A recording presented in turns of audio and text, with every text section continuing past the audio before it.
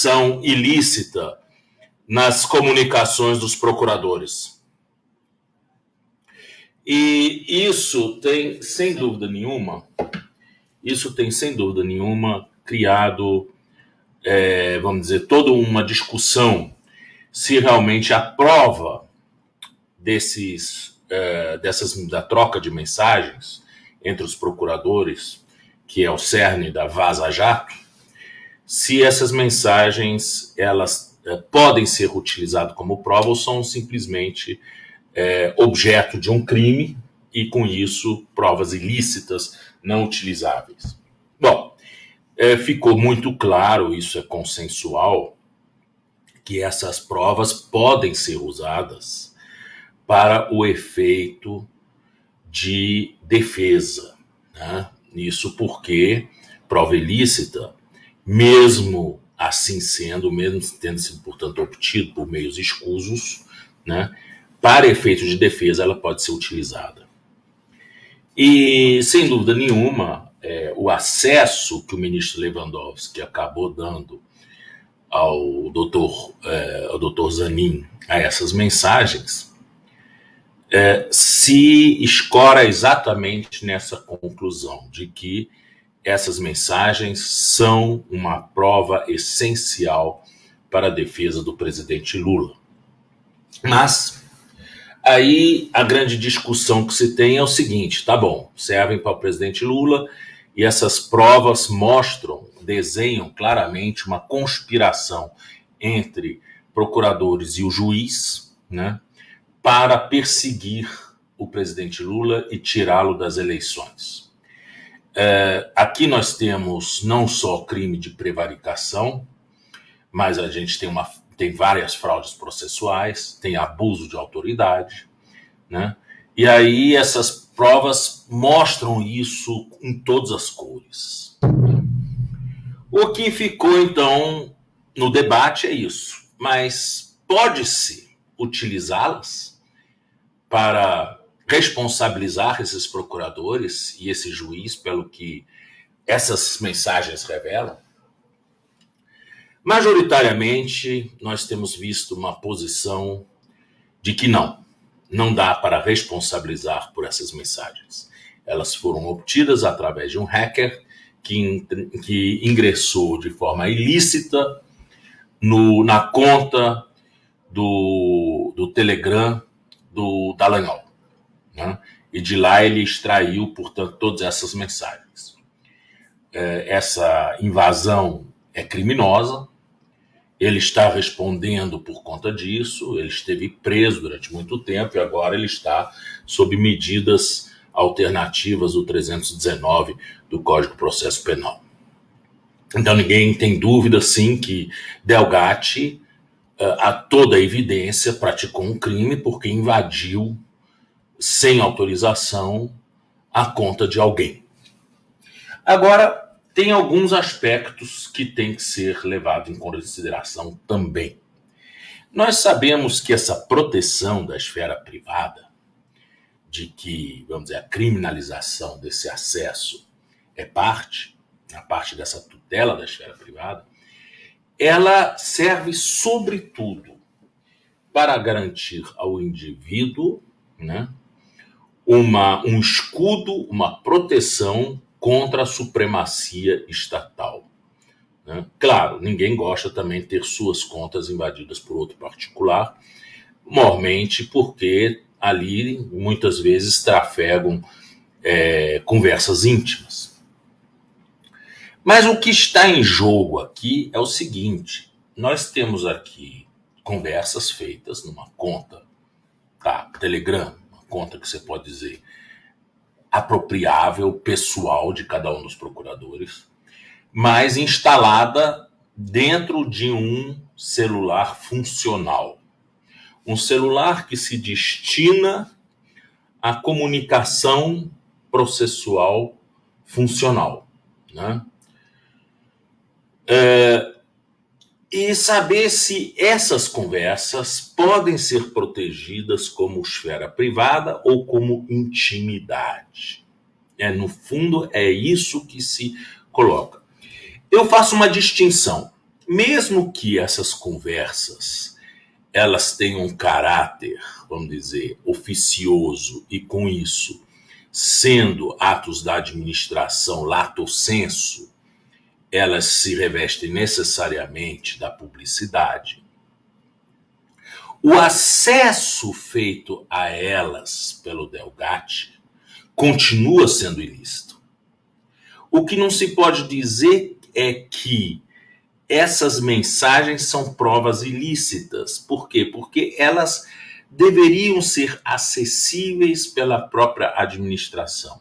Se a administração me entrega um celular e eu faço mau uso dela, é claro que a administração tem o direito de saber o mau uso que estou fazendo do celular dela. É a mesma coisa que um patrão que entrega um computador de serviço para seu empregado e o empregado fica usando o computador de serviço, por exemplo, para acessar pornografia infantil.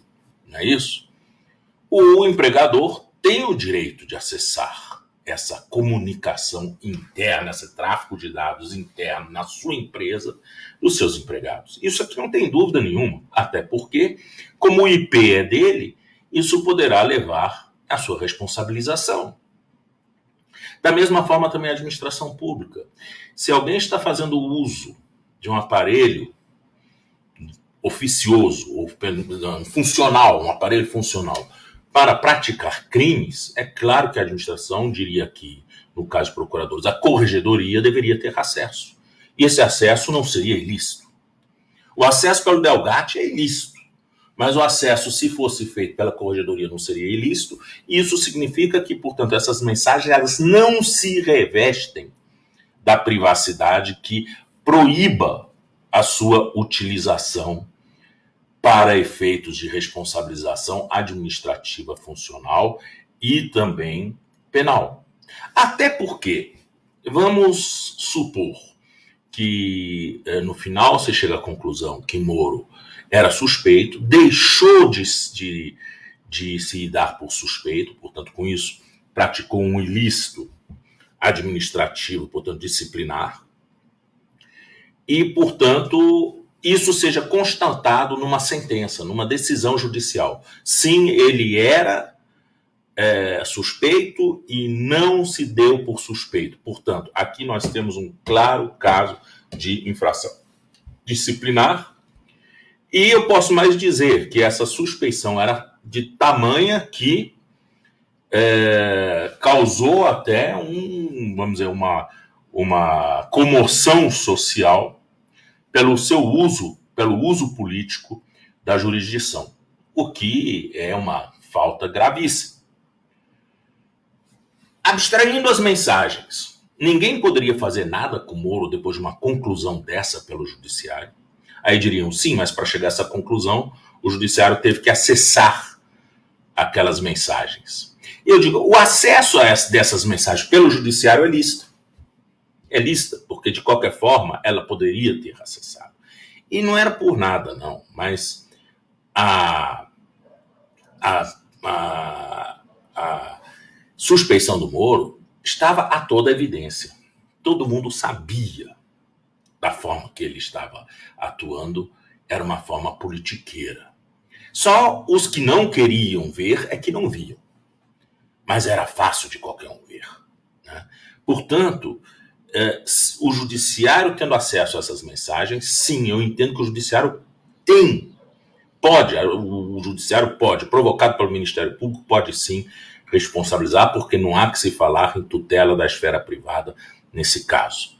É um telefone funcional, são atos que dizem respeito ao exercício da função pública, portanto, ao serviço, né? E nisso daí nós temos, na verdade, uma tutela ao reverso, a tutela do administrado contra abuso de autoridade. E se isso só consegue ser demonstrado por essas mensagens devem ser aptas, sim, a fazer prova da responsabilização funcional. Isso é como eu vejo, né? Agora, eu reconheço que o tema é muito complexo.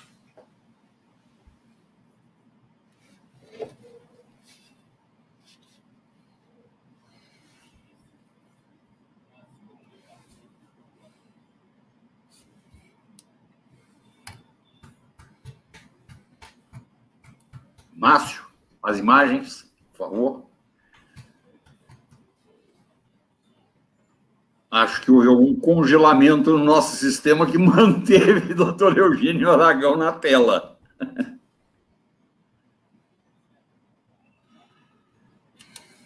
Márcio?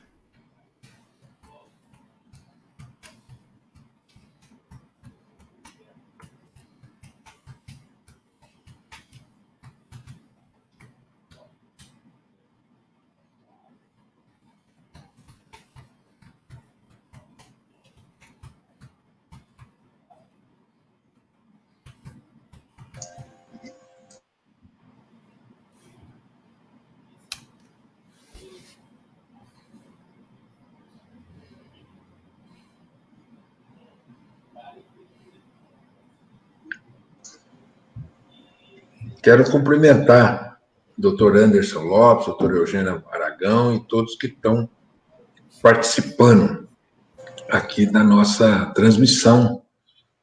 Eu estou entrando agora, mas queria ouvir as palavras também do doutor Anderson Lopes em relação ao tema.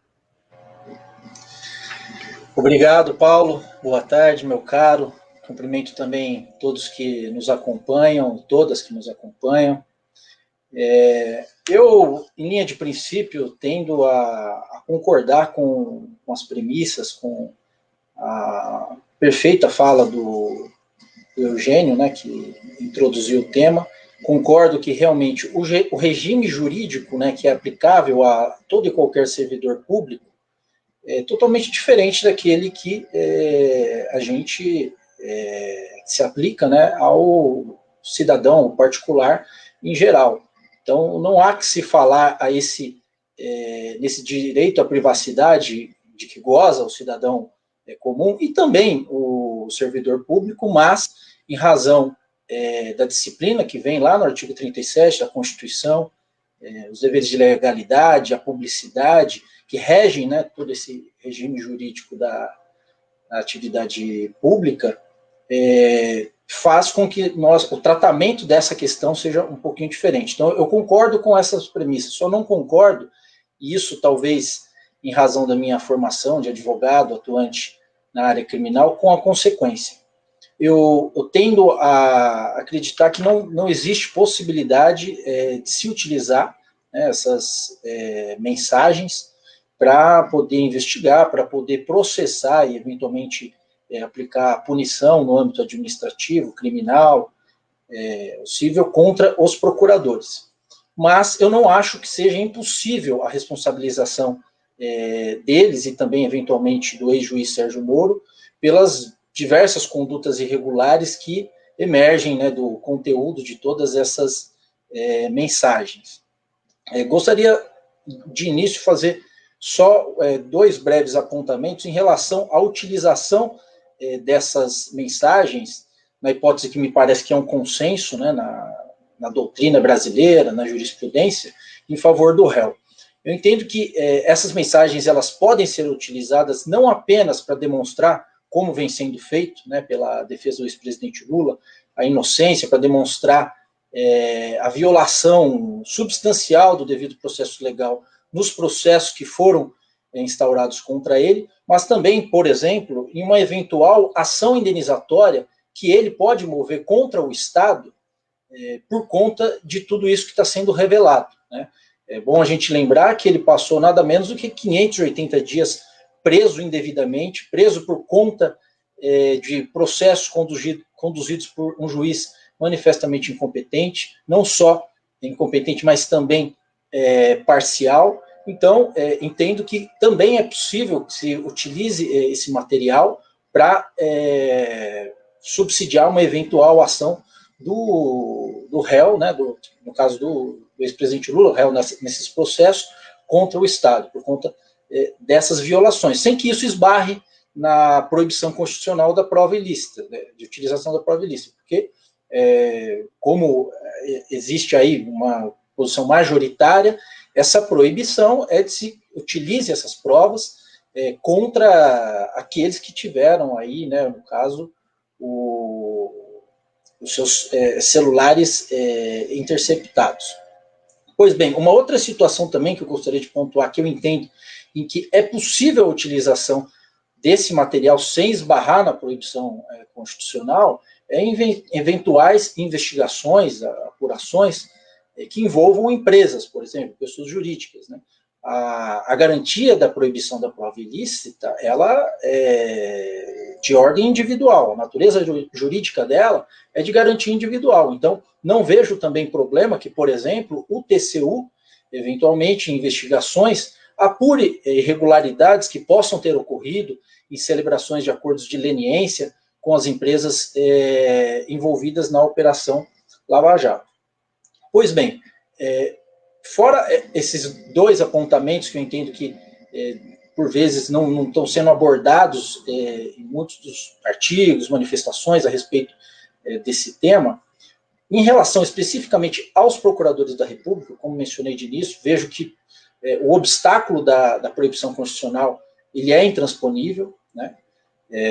Mas eu entendo que é sim possível uma eventual responsabilização dos procuradores, né, responsabilização disciplinar, ou mesmo civil e criminal, a partir de apurações que tenham sido instauradas ou que possam ser instauradas pelos órgãos de controle. Vou dar alguns exemplos, né? Em algumas dessas mensagens que vieram agora nessa nova leva da Operação Spoofing, teria ocorrido ali, noticia que teria ocorrido algumas irregularidades no âmbito da Receita Federal. Alguns procuradores da República teriam recebido informações protegidas pelo sigilo fiscal de algum auditor da Receita, sem uma ordem judicial. Então, aí teríamos uma série de infrações de ordem disciplinar, de ordem criminal, porém, através exclusivamente do teor das mensagens da spoofing, vejo que tem a proibição de que sejam utilizadas essas mensagens para instaurar uma investigação. Mas nada impede, por exemplo, que de ofício, né, os órgãos de controle interno da Receita Federal, e estamos falando de um órgão que tem bastante mecanismo de apuração de desvios internamente, ele inicia uma investigação de ofício para verificar se eventualmente servidores tiveram acesso, né, a informações protegidas pelo sigilo fiscal sem uma justa causa, sem que houvesse uma apuração interna, ou sem que eles estivessem seguindo ali os parâmetros que a Receita tem internamente para que seja apurada alguma ilicitude de contribuinte. Então, se uma apuração dessa natureza, ao final e ao cabo, verificar que um auditor teve acesso indevido a informações protegidas por sigilo fiscal, que ele remeteu essas informações indevidamente, sem ordem judicial, para um procurador da Lava Jato, vejo que esse seria um caminho possível, né, sem a contaminação da prova ilícita, para apurar a responsabilidade dos procuradores.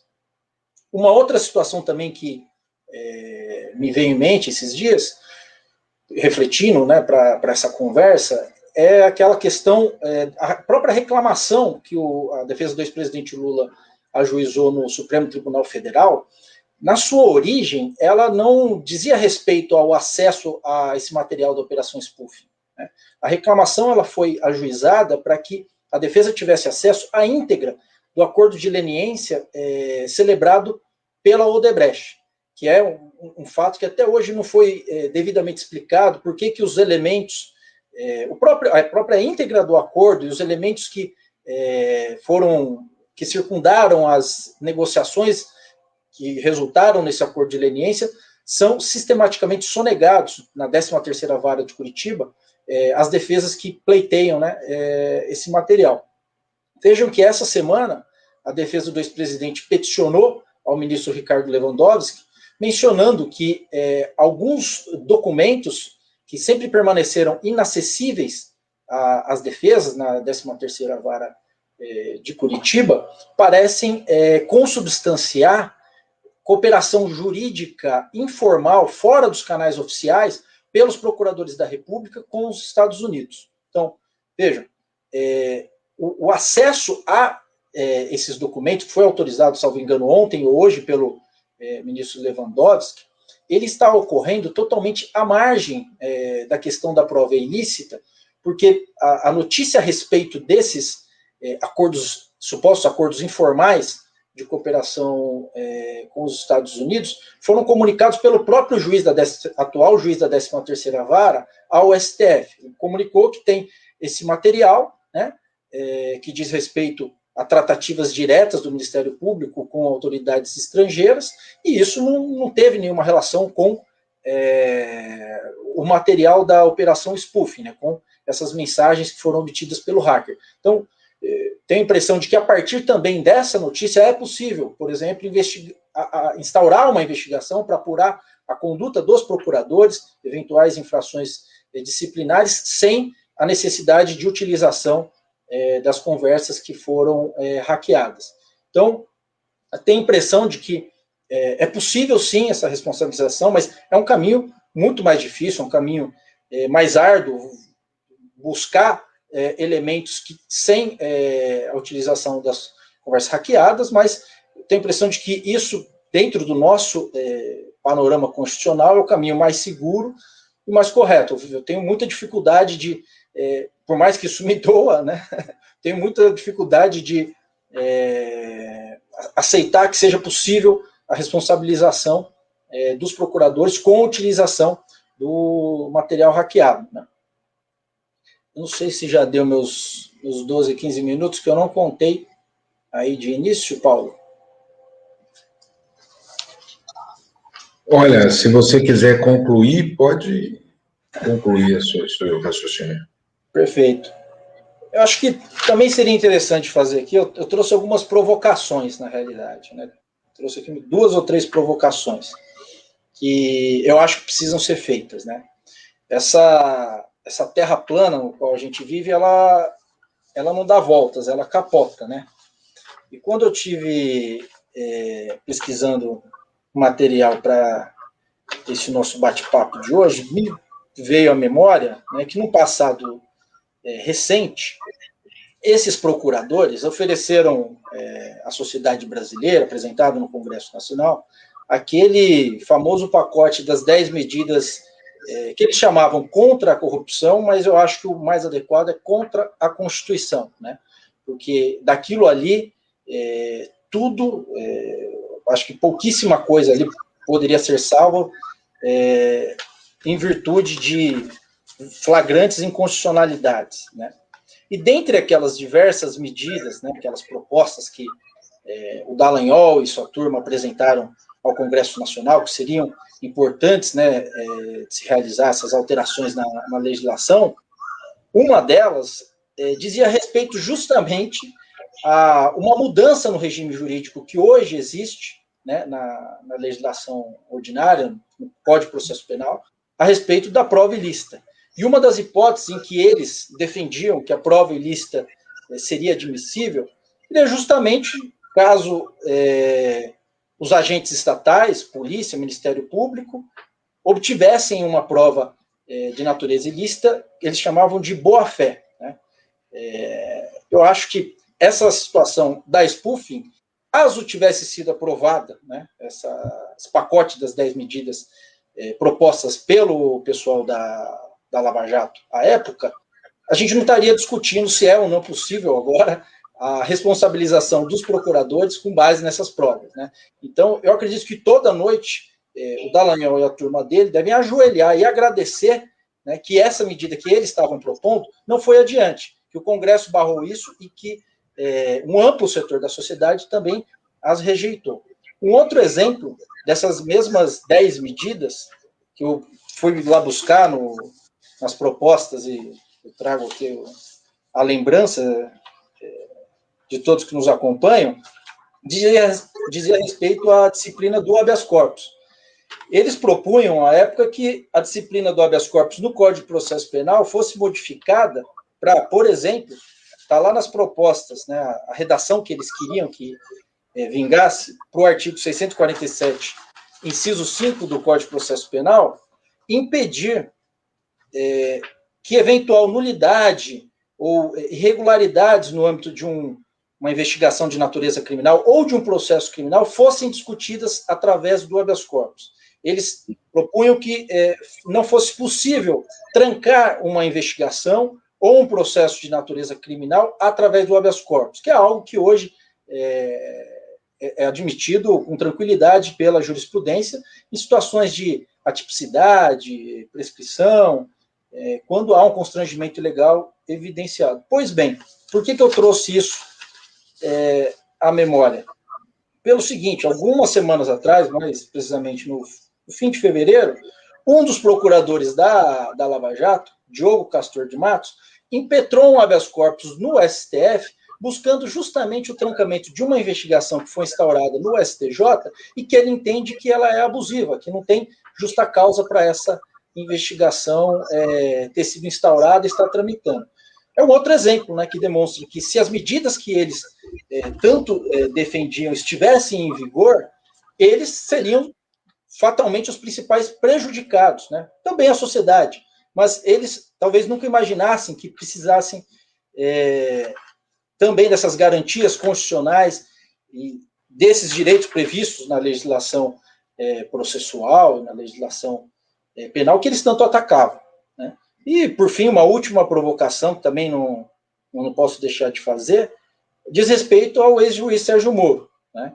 Ele, quando ilegalmente divulgou aqueles diálogos mantidos entre a então presidenta Dilma Rousseff e o ex-presidente Lula, ele disse, sem meias palavras, sem nenhum constrangimento, que o que importava não era a forma de obtenção dos diálogos, que não tinha mais uma ordem judicial amparando a medida de interceptação, os diálogos eram uma prova ilícita, né? Jamais poderiam ingressar na investigação, muito menos ser divulgados em rede nacional, como foi feito à época, e ele, quando se manifestou sobre esse episódio, ele disse que a forma pouco importava, que o relevante, o importante, era o conteúdo dos diálogos. Então, se a gente também fosse se pautar pela mesma régua do ex-juiz Sérgio Moro, a gente não deveria discutir a forma como esses diálogos da Vaza Jato foram obtidos, mas sim o conteúdo deles, né? Então, é preciso que a gente não se esqueça, né, do que eles fizeram no verão passado.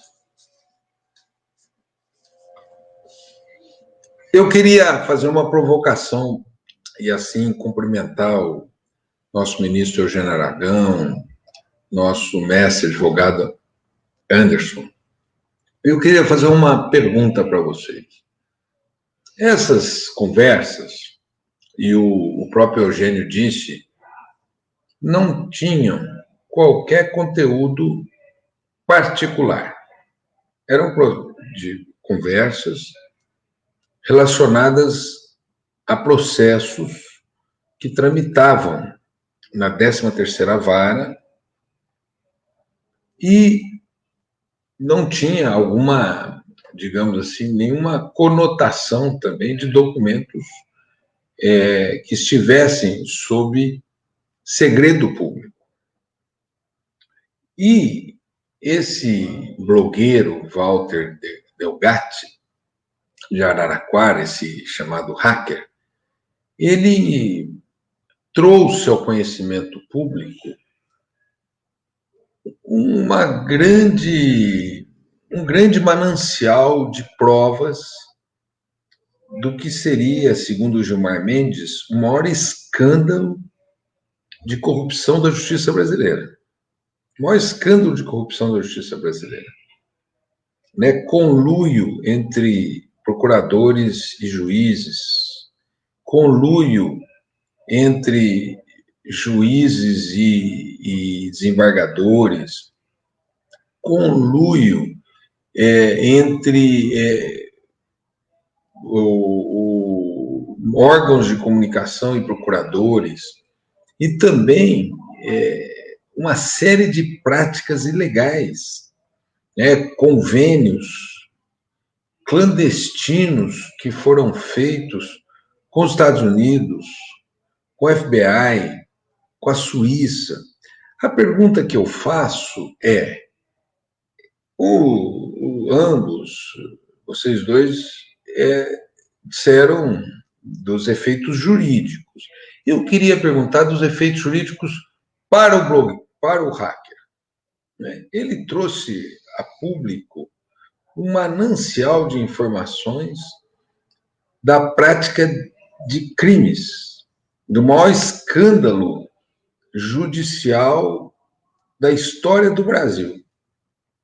E ele está sendo punido por isso. Eu queria perguntar, esses documentos, por serem público, qual é o crime que ele estaria revelando, que ele estaria praticando ao revelá-los?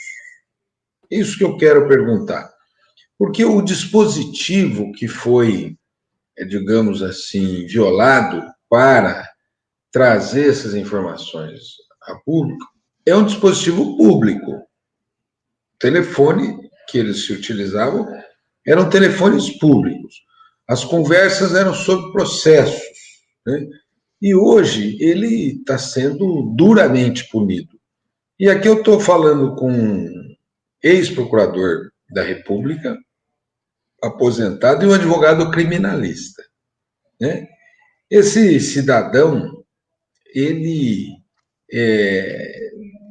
eu fico pensando, se é verdade que ele revelou o maior escândalo da justiça brasileira, ele deveria ter o seu nome inscrito no panteão dos heróis nacionais e não sofrer uma perseguição judicial.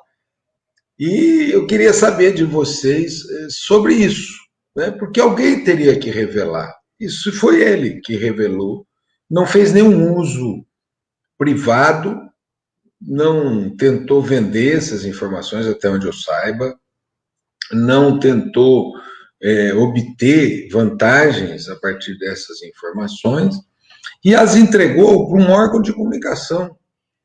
Ele entregou, se eu não me engano, inicialmente para o Glenn Greenwald, do The Intercept Brasil, né?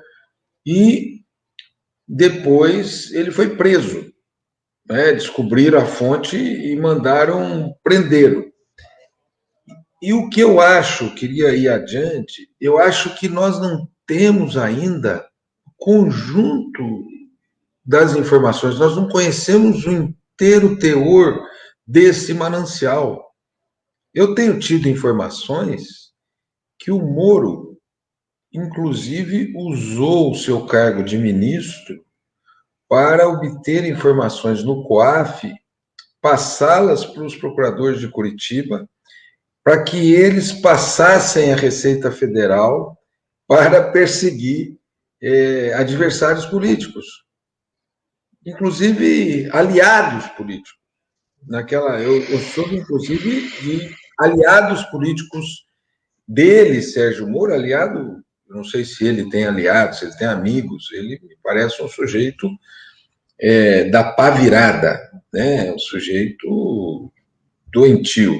Mas ele usou, inclusive, quando ele estava no Ministério. Essas informações dessa operação ainda não são do pleno conhecimento no Brasil. Bom, essa situação mereceria um livro, e certamente no lançamento do livro esse sujeito teria que estar lá, tá certo? Sentado à mesa,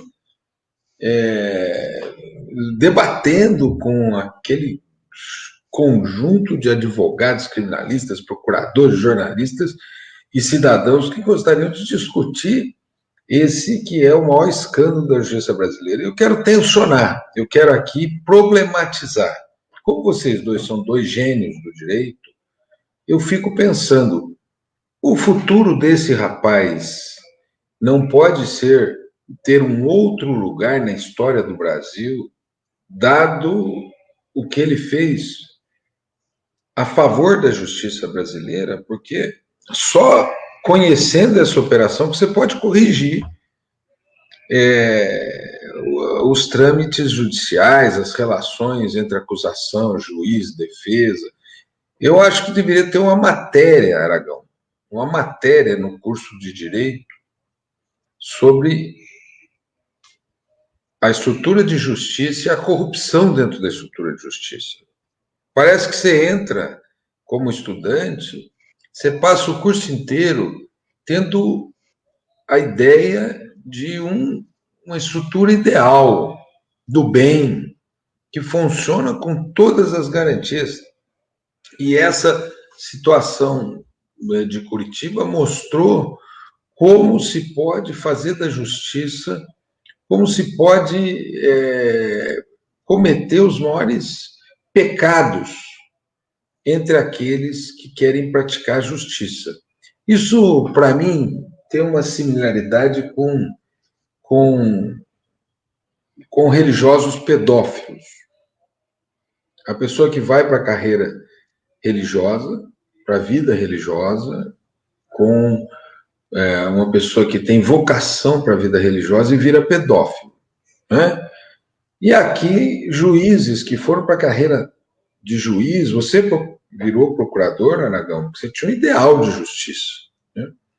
E eles chegaram lá, procuradores, juízes, e mancharam a vida da justiça. E eu fico perguntando, o Walter Delgatti, ele não pode ter um outro lugar na história do que esse que o sistema de justiça quer reservar a ele, de criminoso? Olha, o papel de whistleblower, né, daquele que entrega para a imprensa uma informação que está encobertada, sabe-se lá por que motivo, e revelam podridões do sistema de justiça, do sistema de administração, da polícia, seja quem for, é sempre um papel muito ingrato. Porque todo whistleblower, em princípio, ele pratica um crime. Tá? Snowden, né, tá aí para mostrar o que acontece com whistleblowers. Né? Ele está lá na Rússia, exilado lá, porque se voltar para os Estados Unidos, corre inclusive o risco até de ser acusado de alta traição e ir parar, né, num corredor da morte. Então, esse papel sempre é muito ingrato. Teoricamente, sim, Delgatti, em tese, praticou um crime. Né? Ele violou uma conta, teve acesso a uma conta de Telegram sem autorização, né? E se apoderou das informações que estavam lá dentro. Isso é crime, isso não tem dúvida. Né? E o fez, na verdade, vamos dizer, inicialmente para seu deleite pessoal. Só que quando ele viu o tamanho da coisa, ele se assustou, né? E começou a cavar mais e no final acabou entregando para a imprensa. Como é que se resolve isso? Se resolve, a meu ver, com um ato político de reconhecer que realmente não houve, pode dizer assim, aquela reprovabilidade da ação dele, que a gente chama de antijuridicidade. A ação dele, no final das contas, não foi reprovável. Se isso não der para ser feito no curso do processo, significa uma sentença absolutória por falta de antijuridicidade, daria para fazer um indulto, né? E com isso ter um ato político de isentá-lo. Eu acho que isso é perfeitamente possível, mas a gente não passa, vamos dizer, desse obstáculo penal, formal, de que formalmente, sim, Delgatti praticou um crime. O que se pode perguntar é o seguinte: o ingresso dele, o produto do ingresso dele nessas contas pessoais é uma prova ilícita? Se for pelo fruto das aves envenenadas, aquela coisa assim, não, é crime, então aí obteve essa prova, logo isso aqui é o fruto de uma árvore envenenada, porque só foi acessado através de um crime. Agora, o Brasil adotou de uma forma pouco crítica essa teoria dos frutos da árvore envenenada, porque não é a única que existe. Existe o princípio da proporcionalidade também, que é o princípio que é adotado na Alemanha, em que você verifica os bens jurídicos considerados. Tá?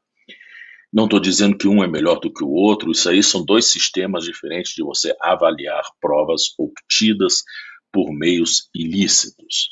Tá? A prova chegou a lume através de um meio ilícito, mas o conteúdo dessa prova não é sigiloso. Não é sigiloso. não é uma prova que diz respeito à intimidade das pessoas, não é uma prova que diz respeito a segredo de Estado, tá? E não é uma prova que diz respeito à esfera privada.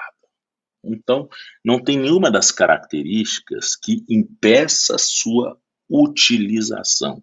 Porque se o Delgatti não o acessasse, era teoricamente dever da Corregedoria, nas inúmeras representações por abuso de autoridade que foram feitas, né, já desconfiar e até pedir os telefones celulares funcionais desses rapazes, porque eles não estão revestidos daquela garantia da comunicação indevassável. Tá? Isso não significa que qualquer particular possa devassar uma conta da administração pública, senão isso significa que qualquer particular poderia entrar numa repartição pública e sair vasculhando as gavetas dos funcionários. Não chegamos a tanto, tá? Não é isso.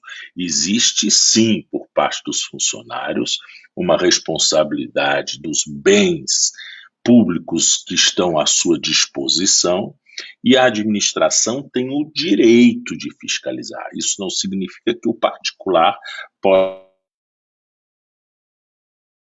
fazer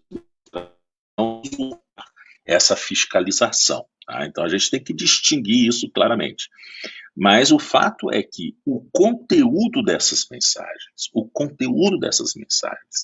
não é tal que não possa ser aproveitado, a meu ver, por várias razões. Tá? Uma, porque são mensagens de natureza funcional e, portanto, devem se revestir de publicidade. E segundo, porque, na verdade, nós aqui não estamos protegendo um particular que teve suas contas devassadas por outro particular ou pelo Estado. Nós estamos aqui diante de um agente do Estado que usou um telefone celular funcional para praticar crime. E aí você tem que ver, sopesar o crime do Delgatti e o crime dos servidores públicos e fazer aqui uma regra de proporcionalidade. Qual é o crime que pesa mais? A meu ver, o crime do Delgatti é um crime mirim ao lado do crimezão praticado pelos servidores, né? E nesse caso, portanto, adotando-se a regra da proporcionalidade, que para mim ela, num caso desse, funciona bem mais do que usar às cegas a regra dos frutos da árvore envenenada, tá? Eu acho que aí sim nós chegamos à responsabilização. E ainda mais se nós tivermos uma decisão judicial que venha a reconhecer, ainda que só prefeito de defesa venha a reconhecer o abuso de autoridade. Eu acredito que precisam ser tiradas consequências dessa declaração do abuso de autoridade. Anderson, para passar a palavra para você, eu queria lembrar que nas chamadas 10 medidas ou desmedidas contra a Constituição, eles propunham a remuneração do whistleblower. Eles propunham remunerar essa figura do dedo duro, né? Que não é bem o caso aqui, mas ele me parece que o Delgatti disse é o seguinte: olha, eu soube que estavam praticando crimes e acessei e vi que eram crimes gravíssimos e entreguei para um jornalista. Você, como advogado criminalista, como é que você vê no ordenamento nacional essa situação do Delgatti?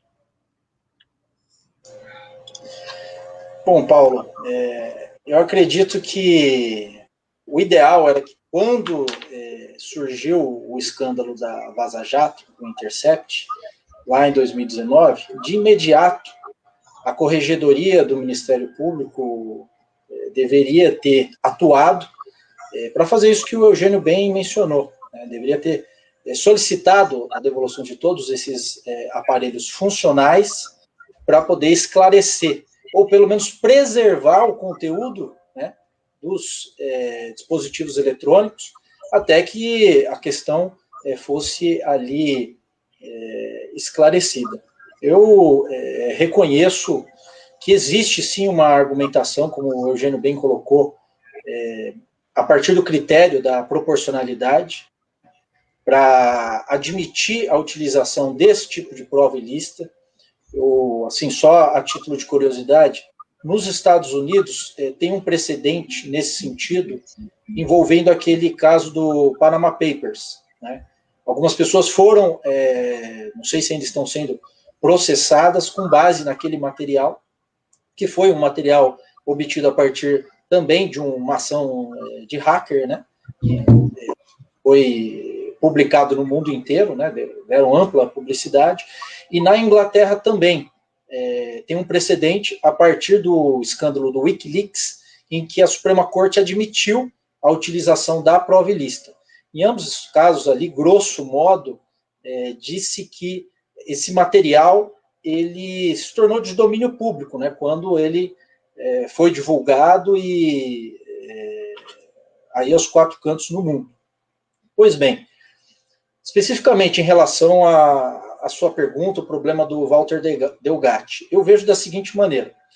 Teve uma entrevista que fizeram com ele, acho que não é muito recente, já faz alguns meses, em que um jornalista questionou por que ele invadiu, por que ele fez aí esse ataque hacker, né, aos dispositivos. E ele mencionou o seguinte, que ele respondeu já a um processo criminal, alguns anos atrás, né, e ao final acho que ele foi absolvido, e nesse processo que ele sofreu, salvo engano, o promotor e o delegado do caso estavam perseguindo ele, né, estavam querendo responsabilizá-lo por um fato que ele não tinha praticado, e ele respondeu o processo, ele sofreu muito com isso, e ele disse que ele ficou revoltado com aquilo, porque ele tinha se sentido extremamente indefeso e frágil diante de autoridades ali que utilizavam a função pública de maneira indevida, para poder perseguir uma pessoa que eles sabiam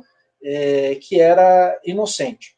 E aí ele mencionou que ele via a atuação do Sérgio Moro e do Dallagnol na Lava Jato, especialmente, salvo engano, a perseguição, não sei se é o ex-presidente Lula ou alguns setores da política brasileira, e que ele teve a ideia, falou, olha, fatalmente esse pessoal está agindo em conluio, deve ter coisa irregular na relação, né, entre esses agentes estatais. Então isso teria motivado ele a fazer a invasão. E como você bem mencionou, não há nenhum indício ou prova de que ele tenha se beneficiado disso, que ele tenha, por exemplo, tentado obter uma vantagem econômica a partir desse fato, né? Como você bem lembrou, ele obteve o material e disponibilizou isso para um jornalista que é mundialmente conhecido em trabalhos dessa natureza, né? Da publicidade a extenso material obtido a partir de violação do sigilo de comunicações de agentes estatais, né? Para quem nos recorda, o Glenn Greenwald, que atuou nesse caso da Lava Jato, é o mesmo do caso do Snowden, né? Então, uma resposta dogmática que se costuma dar para admitir a utilização da prova ilícita em favor do réu é que, nesse tipo de situação, a conduta estaria abrangida, por exemplo, pela legítima defesa. Então, sim, não vou dizer que é imune à discussão, que é simples, mas, eventualmente, pode-se invocar em favor dele, só sob o ponto de vista dogmático, né? Porque, politicamente, como bem colocou o Eugênio, eu entendo que um indulto, né, ou uma resposta a partir do próprio Congresso, acho que o senador Renan Calheiros já propôs alguma coisa nesse sentido, é o caminho mais simples, menos traumático, mas talvez uma tese de que ele atuou em legítima defesa de terceiros, né, os terceiros que estavam sendo alvo de perseguição, alvo de condutas irregulares por parte desses agentes estatais, para poder isentá-lo de responsabilização criminal.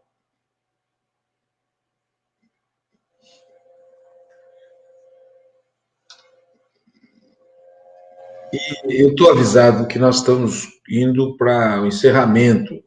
E eu acho que nós podíamos aproveitar esse tempo final para fazer essa relação. Operação Spoofing e suspeição de Sérgio Moro.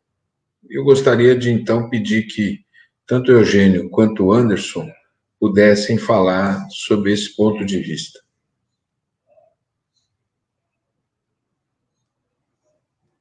Olha, para mim, o quadro que se desenha através de todas essas mensagens, principalmente o assessoramento que ele recebeu do Ministério Público e a consultoria cruzada que ele prestou ao Ministério Público, quer dizer, esse conluio entre acusação, não se trata de uma conversa republicana do Ministério Público com o juiz, né? Esse conluio para, vamos dizer, para a prática de atos processuais, ela por si só, ela traz a suspeição do Moro, sem dúvida nenhuma, e isso pode ser validado tranquilamente por essas mensagens da operação spoofing e também por aquelas já que foram tornadas públicas pelo Intercept, né?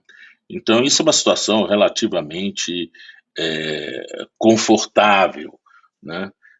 Porque, veja bem, o que dizem os procuradores? Eles dizem que não tinha nada demais, porque conversas entre Ministério Público e juízes são comuns. Bom, claro, eu tenho 30 anos. Claro que eu já fui em gabinete de juiz para tratar de processos, mas eu fui, com todo o respeito, explicar a situação de urgência, por exemplo, que eu precisava do juiz, despachar com ele e aguardar do juiz que ele me atendesse naquilo que eu estava pleiteando, né? Mesma coisa que um advogado faz. Daí tudo bem. Outra coisa é essa conversa íntima que eu nunca tive com juiz nenhum e com nenhum ministro, nunca me dei esse tipo de direito, tá? De você buscar perguntar a respeito de atos futuros. Escuta, se eu fizer assim, você vai decidir daquele jeito? Para você decidir daquele jeito, o que é preciso eu fazer? Isso eu nunca fiz, desculpa muito, isso não é uma conversa normal entre um procurador e um juiz. Isso se chama conluio, né? Isso é uma conspirata, isso é uma coisa bem diferente, né? Ninguém está assessorando um juiz para que o juiz faça aquilo que a gente espera. Eu, por exemplo, tive um caso que eu tive que ir para Rio Branco, conversar na época com o doutor Pedro Paulo, que era o juiz de Rio Branco, o juiz federal, para tratar do canal da maternidade, isso em 1992, por aí, né, quando saiu aquele escândalo do canal da maternidade, que acabou até levando a Assembleia Legislativa a pegar fogo, o assassinato do Edmundo de Souza Pinto, que era o governador do Acre. Eu fui para lá e reuni com o juiz várias vezes, mas assim, não era para combinar o jogo com ele, era apenas para expor, olha, nós vamos fazer isso, isso, isso, estamos já aqui entregando então a petição para ver se o senhor nos concede isso, ponto.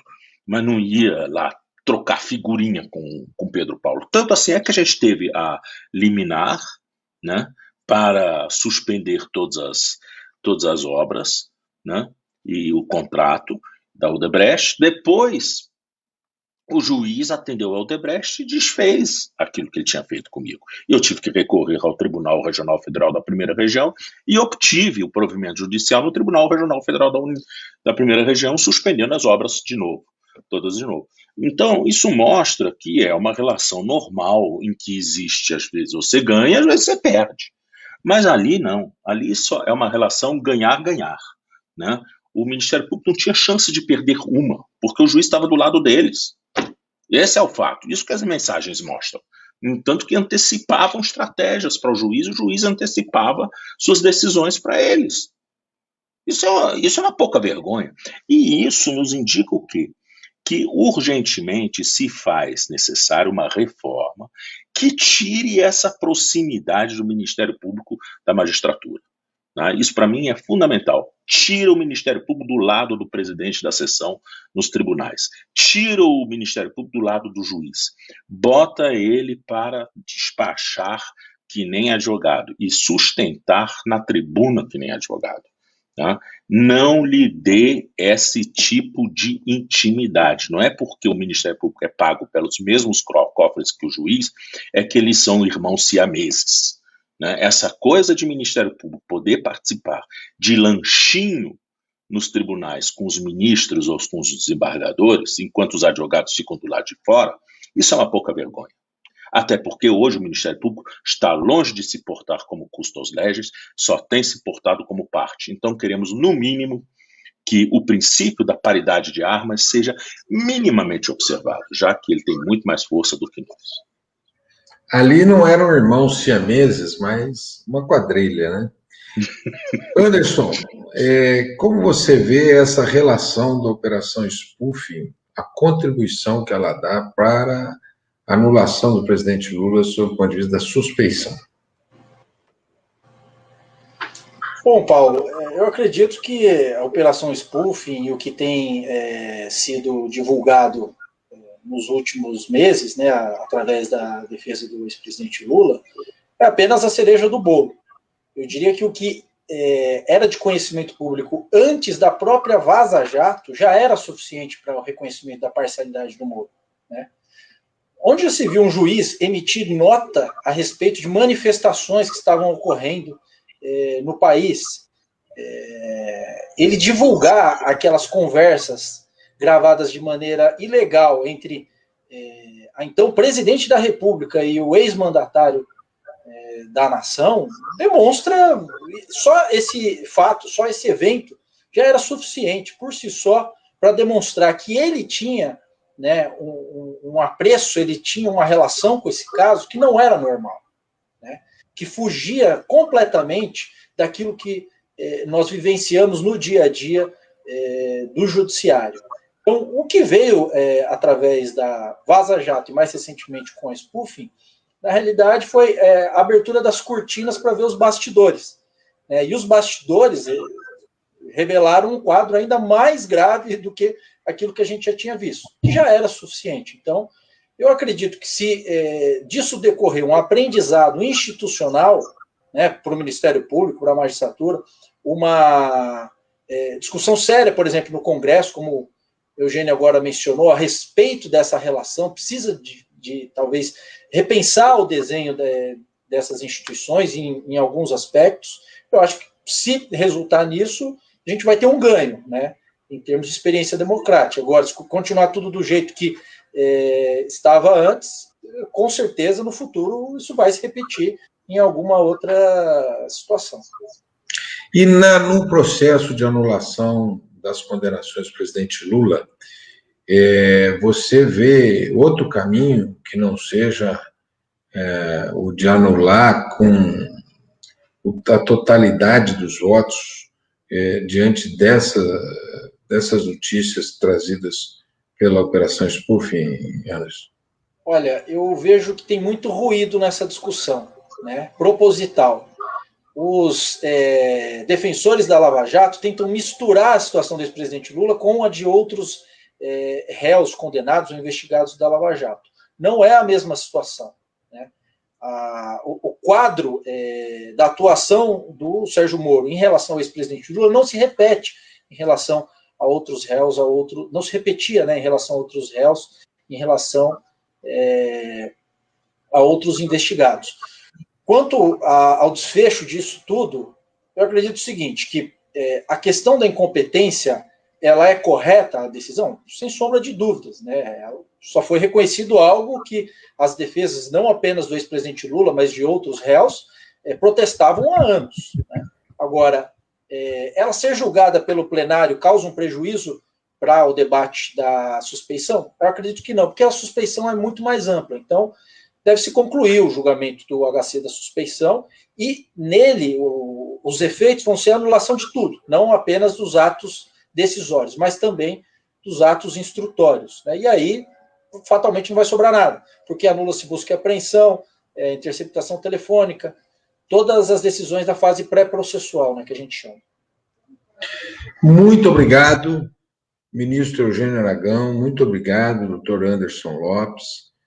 pelas avaliações, análises e também a profundidade do debate que vocês ajudaram a travar no dia de hoje. Quero agradecer muito a vocês dois, ministro Eugênio Aragão, Dr. Anderson Lopes, e também a todos os internautas que acompanharam esse importante debate. E eu volto a dizer, eu acho que esse Walter Delgatti deu uma contribuição enorme para o conhecimento daquela que devia ser uma aula de direito do que não pode ser feito. Quando a operação spoofing quando foi decretado o fim do seu sigilo, eu disse, essas mensagens são proibidas para menores de 18 anos e para estudantes de direito. A não ser que seja uma cadeira específica que tenha como título a corrupção da justiça. Aí sim você pode entender essas mensagens nesse contexto, mas estudante de direito que leia aquilo ali não pode ter aquela forma de fazer justiça ou injustiça como modelo, né?